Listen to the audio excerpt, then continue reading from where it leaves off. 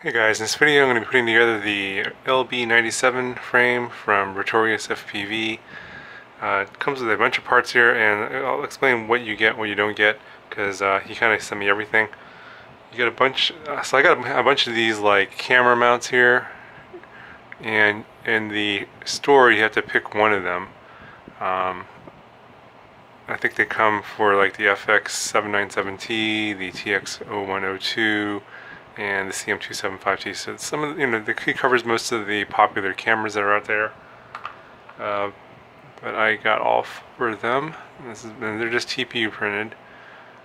But you get to pick one of them for whatever camera you're using. Got these TPU bumpers that go on the end of the arms. And these are not included. You have to pay extra for these, but I highly recommend getting these. It just protects the motors and the arms, and in case you crash, it just goes on the end like so. So it looks like that. So I highly recommend getting those. And then these little TPU soft mounts for your motors. They'll dampen vibration and give you a better flight experience. So I also recommend getting these as well. I think they're £3 for 4 of these. They're a UK company, so all their prices are in pounds. So you get two different standoff heights here, and that's the spacer between the bottom plate and the top plate. And I think it has to do with if you're going to be using a 4-in-1 ESC or not. And even with a 4-in-1 ESC, you don't have a lot of space here. You can see it's a pretty tight build, so it's kind of a slammed frame, so you gotta I'm gonna have to be creative in getting my 4-in-1 ESC and my flight controller on top there. So these are the parts I'll be using. I'm using a RacerStar 6-amp 4-in-1 ESC, and I'm using this E-Sheen. This is a FlySky receiver built into an F4 micro flight controller. I think this is the Omnibus F4 flight controller. Yeah, or maybe a Riva. I'm not exactly sure what the firmware is. I'll find out later when I show you the Betaflight config.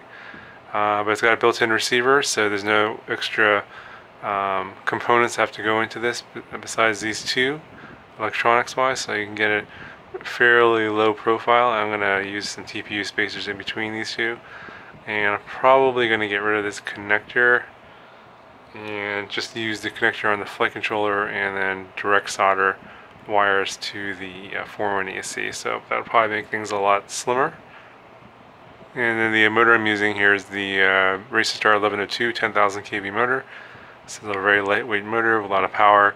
I think overall, I think I should be able to make this build around 40 grams. So on a 2S battery, it's going to be pretty fast. We'll have to see. Okay guys, so I finally got all the components mounted to the bottom plate here.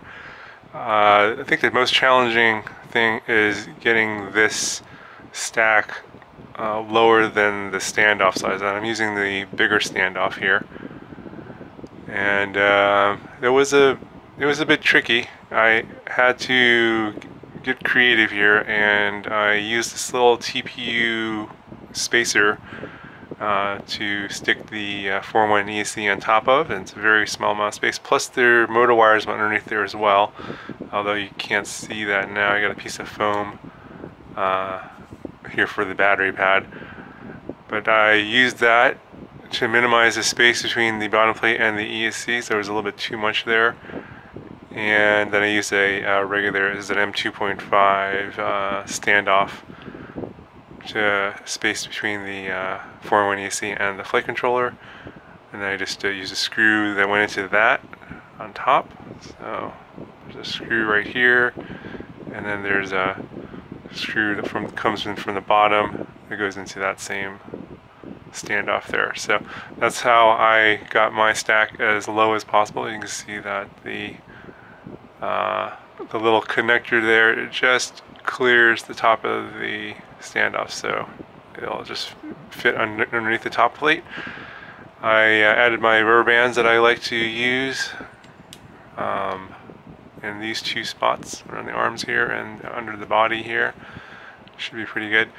Now getting the motors on was also a bit tricky, because you have to first get the screw through this TPU bumper, and then the hole that is cut in the frame here is kind of small, so you're actually screwing the screw into the carbon, and it doesn't like slide in.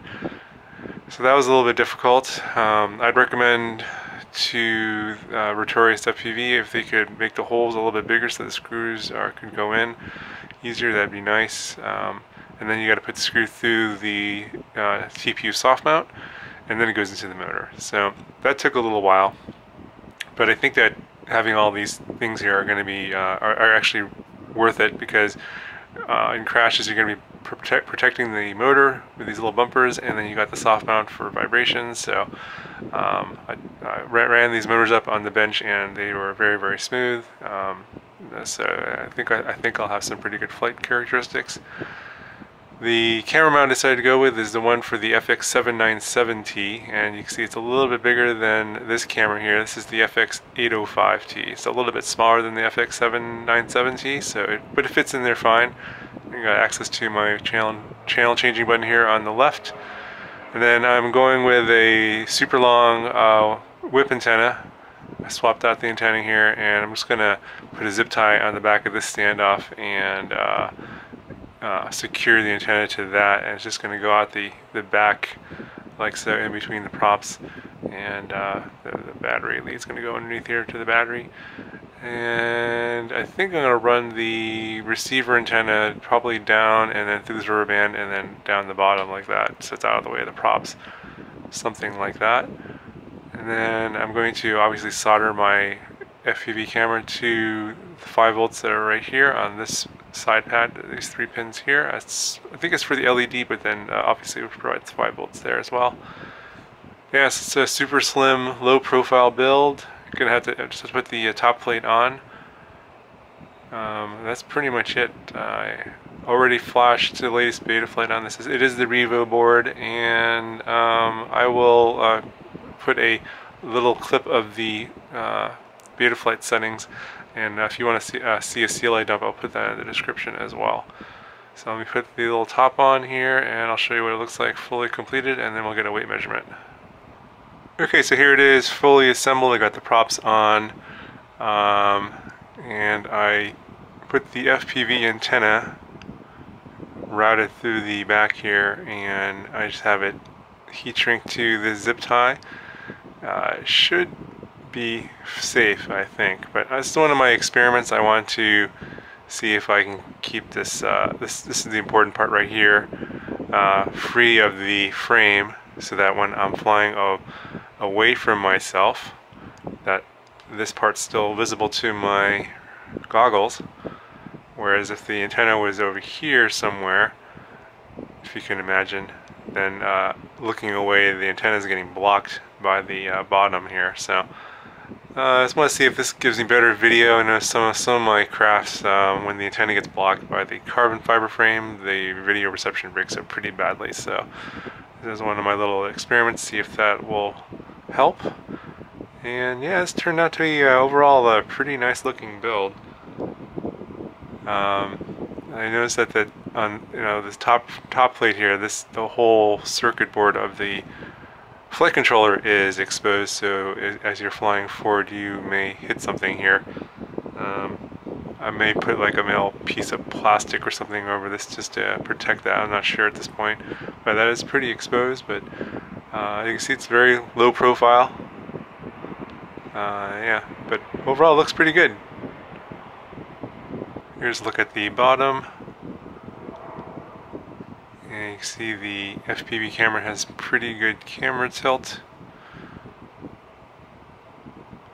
The standoffs here are a little bit in the field of view, just barely. I mean, it's not hardly even significant.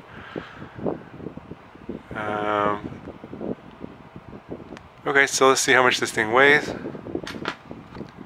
And we're coming in at 45 grams. So yeah, it's in the typical weight area of a lot of these 1102, 1103 motors, around between 40 and 50 grams. So this is pretty much average. Should fly pretty good on these 10,000 kV motors. So I'm going to go ahead and I'll roll a little bit of the Betaflight config. you can see that, and also there's a CLI dump in the description. And then I'll go ahead and I'll roll some flight footage for you.